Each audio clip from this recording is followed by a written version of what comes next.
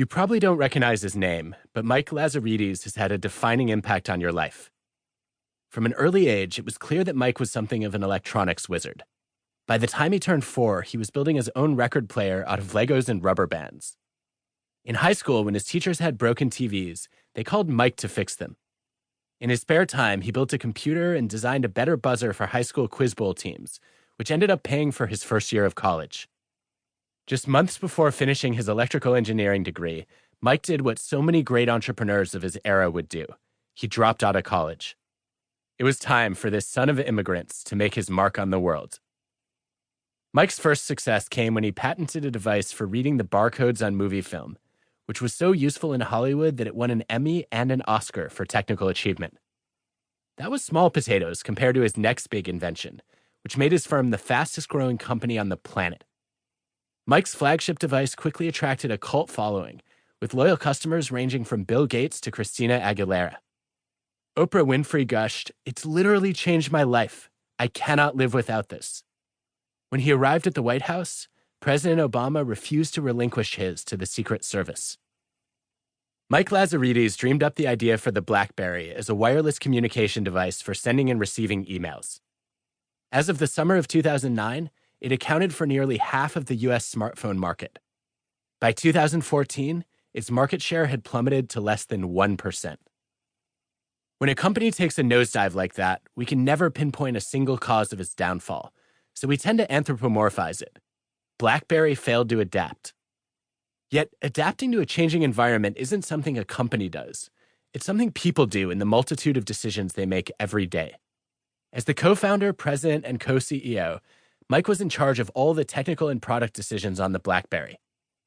Although his thinking may have been the spark that ignited the smartphone revolution, his struggles with rethinking ended up sucking the oxygen out of his company and virtually extinguishing his invention. Where did he go wrong? Most of us take pride in our knowledge and expertise, and in staying true to our beliefs and opinions. That makes sense in a stable world, where we get rewarded for having conviction in our ideas.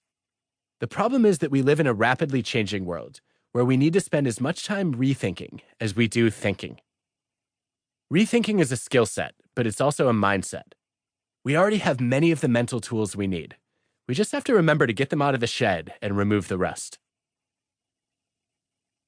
With advances in access to information and technology, knowledge isn't just increasing.